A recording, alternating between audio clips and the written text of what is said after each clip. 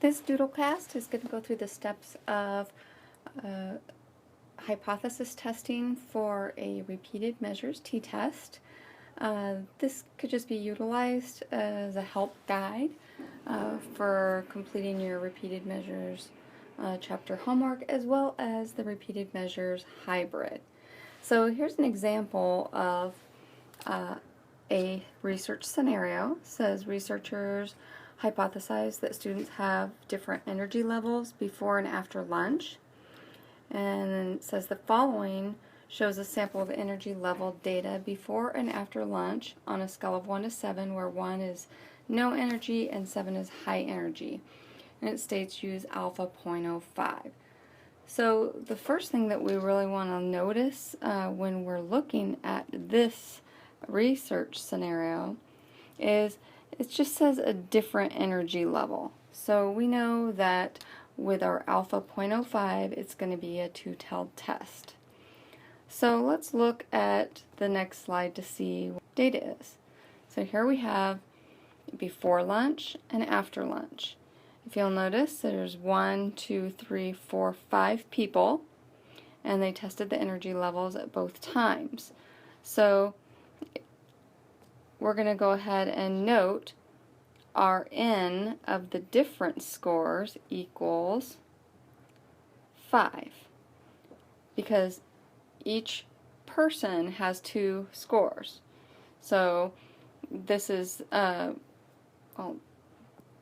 mark it. So this person scored 6 on their energy level before lunch, but then they scored a 3 after lunch, that same person. So really what we're looking at is a sample size of 5, because the same people had data collected in both conditions.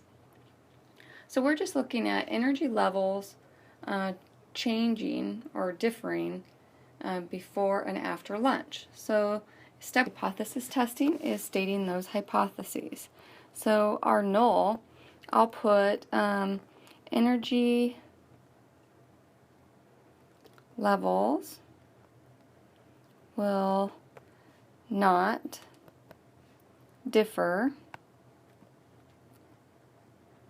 after lunch.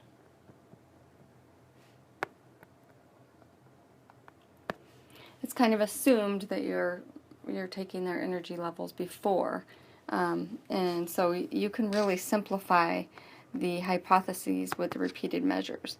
And so in this case, energy levels will significantly differ after lunch. So we're maintaining our hypotheses as a two-tailed test. So we just completed step 1. So let's go to step 2. So here's our data again, and I'll start doing these calculations in red. So we know our N of the difference scores equals 5, right? So we want in our step 2, we want to get our critical value for T. And we know it's two-tailed because we're just looking for a difference. So degrees of freedom is 4, because it's N minus 1. It's 5 people minus 1. So when we look up our critical value, we want to make sure, again, alpha level equals 0.05, and we're using a two-tailed test. We want to make sure that we're looking up in the right column and checking off to make sure that we are looking at the right critical value based on the information that we have. So since it's a two-tailed test, degrees of freedom 4, we're going to look up proportion in both tails 0.05, and we should be getting, I'm getting 2.776. 2.776. That's plus and minus, because we're looking at both sides, if you remember. So we're basically, this is our criteria. 2.776 in this end, and to 0.776 in that end. So anything that falls beyond in this highlighted area is significant. So now we can start working on step 3. Okay, so we're going to start on step 3. Now, step 3 has multiple parts, as we know, but the first and main is just getting our t obtained, which is the mean of the difference scores minus the mean of the population difference scores, which is hypothetically, and it's just going to be 0, over the estimated standard error of the mean difference. Now, as you can see, I've included the data set from previous so that you know what we're working with, so we can start calculating everything we need. So the first thing we want to do is get these difference scores. So for each person, there's a difference score. If you remember, to get difference, it's x2 minus x1. So the after or post condition minus the precondition. So if you look at this first person, it's 3 minus 6 because their score or their energy level went down by 3 points. So this is negative 3. The second person, theirs went down by 3 as well. The third person went up by 2. The fourth person went down by 1. And the last sample participant went down by 2. So then we're going to use that to get our sum of D, which if you add these up, you should get negative 7. So now we can start working through things. We're going to need our mean of the different scores. We're going to need the sum of D squared, which is each of these individual scores squared and then added.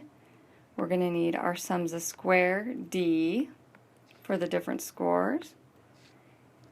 We're going to need the standard deviation of the different scores, and then we'll use that standard deviation to get the estimated standard error of the different scores. So the first thing I'm going to do is get that mean of the difference. So I have my sum of D, which is negative 7, and I'm going to divide that by 5.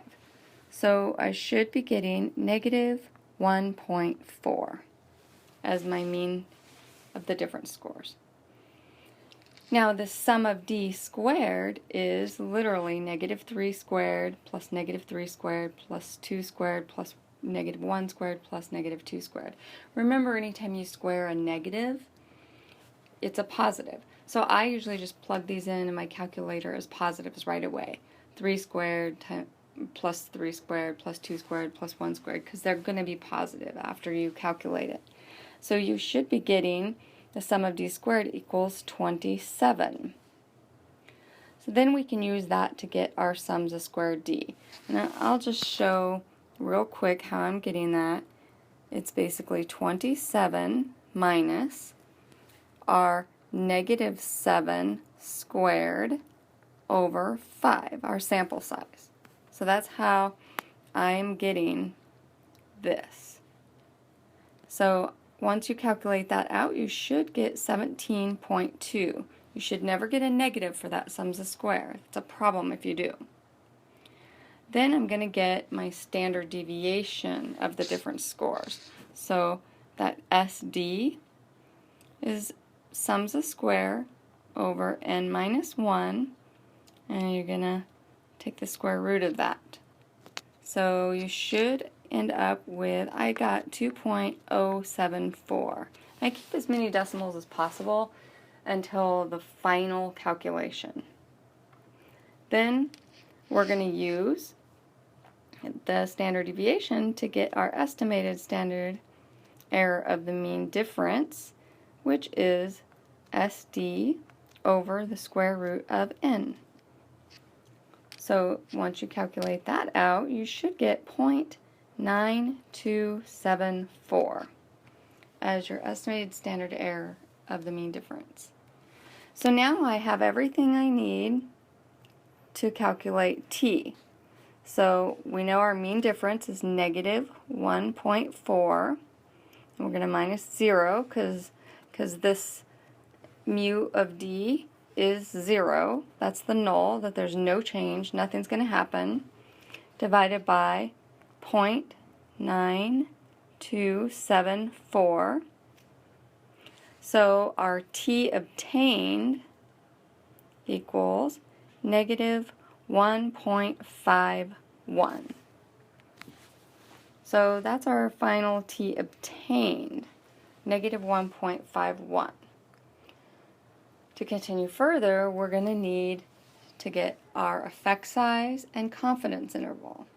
So we're going to need to utilize this information to get effect size and confidence interval. So let's look at Cohen's d first. So I'm going to go ahead and I'm just going to erase this.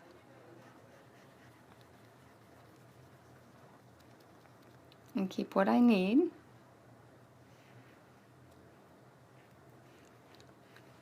So we're going to look at Cohen's d, which is the mean difference divided by standard deviation of the different scores. When you calculate that out, I always report it as an absolute value. You should be getting, which is that 1.4 divided by 2.074, I got 0.675. And then we can also, you could have an alternative.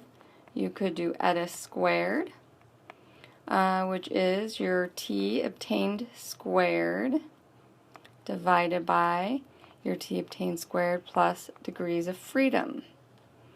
And if you calculate that out, you should be getting 0.363. So I'm going to kind of draw a line through over around this so that you know where things are separated at. So now we have two different effect sizes. Then the nice thing is if you remember earlier we got our critical value, because we're going to try to get our confidence interval. Because our test was 0.05, it's a 95% confidence interval. So to get this is our mean difference plus or minus t, and that's a critical value t for a two-tailed test, times the estimated standard error of the difference. And luckily for us, our overall test was a two-tailed, so we automatically should have a critical value for it. So if we look back, here's our critical value, 2.776. So we can use that value confidence interval. So it ends up being negative 1.4 plus and minus 2.776, I'm going to put parentheses, times our estimated standard error, which is 0.9274. Bam. So we should be getting, for that confidence interval, the lower boundary of negative 3.98 and the upper boundary is 1.18. And that's what will be in your brackets in your final results. So now we have everything we need. So make a note of what we have so that we can report it in our APA results, which is very important how we report this.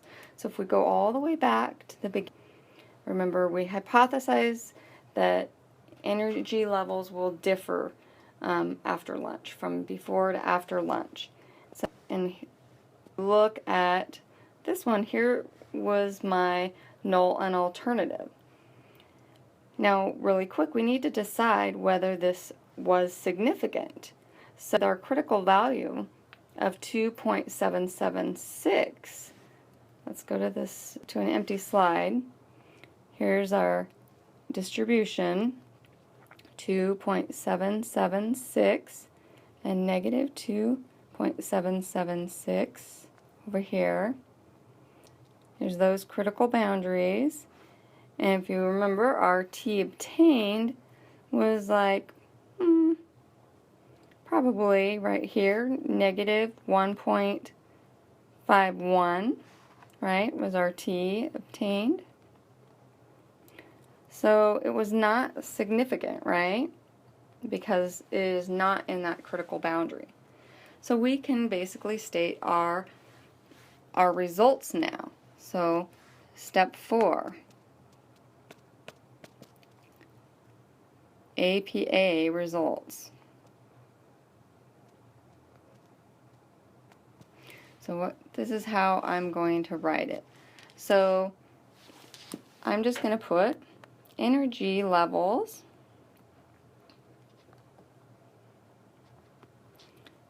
did not significantly differ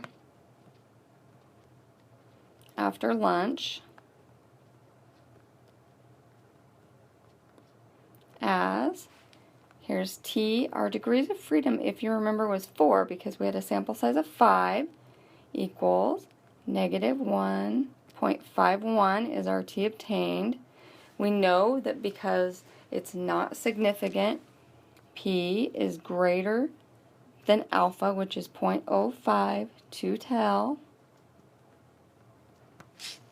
with, and I'm going to report Cohen's D equaling 0.68, because I'm going to round the 0.675 to 0.68, and 95% confidence interval,